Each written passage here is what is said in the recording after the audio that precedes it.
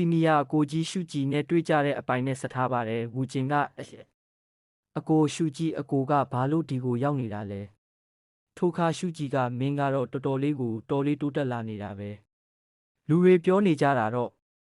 နောက်ထပ်လဝက်လောက်နေရင်မင်းကငါ့ကိုကြော်ပြီးဝူမီသားစုရဲ့လူငယ်တွေထဲမှာနံပါတ်1ဖြစ်လာတော့မယ်ဆိုပဲ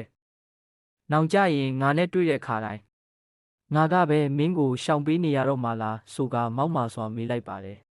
ထိုခါဝူကျင်ဟာဘလို့လို့အဲ့လိုဖြစ်ရမှာလဲသူတို့တွေကရှောက်ပြောနေကြတာပါ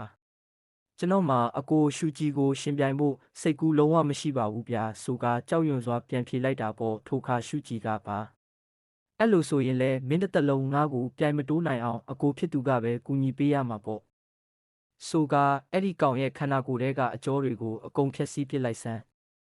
သူတစ်သက်လုံးကျင့်စဉ်ကျင့်လို့မရအောင်လှုပ်ပစ်လိုက်လက်ပါစီများကဟုတ်ကဲ့ပါတခင်လေးဆိုပါ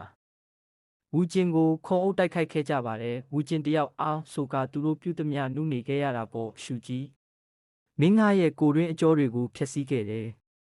ငါရဲ့ငကားနီပန်းနာကိုလည်းလူယူခဲ့တယ်မင်းကငါ့ကိုကိုပျက်စီးစေမဲ့ကျင့်စဉ်နီလန်းတွေကိုအတင်းအကျပ်အသုံးပြုခိုင်းခဲ့တာပဲဆိုကဝူကျင်နာကျင်စွာရွက်ရင်းဒီကျွေးကိုငါဘယ်တော့မှမမေ့ဘူးဆိုကတေချာစွာရန်ညိုးကိုကျိန်သေးပြန်ယူမယ်ဆိုကစိတ်ထဲမှတ်ထားခဲ့ပါတယ်ထိုခါဝူအိမ်တော်ကိုပြသထားခဲ့ပါတယ်ထိုချိန်ဒုံးဆိုတဲ့တကားကန်ဖွင့်တန်းတဲ့အတူလက်အောက်ငယ်သားတယောက်နဲ့ရှူကိုရဲ့တယောက်ဝူကျင်ခန်းထဲဝင်လာခဲ့ပါတယ်ရှူကိုရဲ့တယောက်လူယုံမှာအပြုံးနဲ့ဟဲဒါကဝူမီသားစုရဲ့ဝူကျင်တိုင်းပညာရှင်မဟုတ်လားမင်းမျက်နာကလည်းဖြူဖြော့နေတာပဲတကူလုံးလဲတုံနေတယ်မင်းလေမြစ်ထဲကိုသွားပြီးရေခဲရေတွေနဲ့ကျင့်စဉ်သွားကျင့်နေပြန်ပြီလားအတုံးမကျတဲ့ကောင်စားရမယ့်အချိန်ရောက်ပြီးစားလိုက်တော့ဆိုကား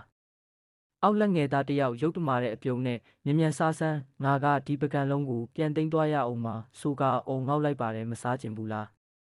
မစားရင်လည်းခွေးကျွေးလိုက်မှာပေါ့မင်းကုန်မင်းအရင်တုန်းကလိုကောင်းကင်ကပေးတဲ့ပါရမီရှင်ကြီးလို့ထင်နေတော့မဲလားထိုခါဝူကျင်ကဟူပါ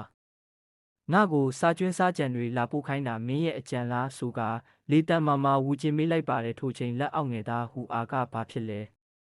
မင်းကငါကိုများပြန်ရိုက်ရဲလို့လားပြောလို့အပြီးမှာဝူကျင်တယောက်တစ်ချက်ပြုံးလိုက်ပြီးထုံငယ်သားကောင်းကိုထိုးပန်ကန်လုံးနဲ့ကိုဆိုပြီးရိုက်ခွဲလိုက်ပါတယ်ငယ်သားဖြစ်သူတယောက်အောင်ဆိုကဒေါသတကြီးခွေးကောင်မင်းကငါကိုတောင်ပြန်ရိုက်ရဲတယ်ပေါ့လေဆိုကတိုက်ခိုက်ဖို့ပြေးလက်လာတော့ဝူကျင်တယောက်ထုံငယ်သားရဲ့ဂိုးနှစ်လုံးကြားဖောင်းဆိုတဲ့အတန်နဲ့အားပါကန်ထဲလိုက်ပါတယ်ထိုချိန်အီးဆိုတဲ့အတန်နဲ့ငယ်သားတယောက်ဥကွဲတဲ့နာကျင်မှုကဘာလဲဆိုတာကိုကောင်းကောင်းကြီးဖိတက်သွားပါတယ်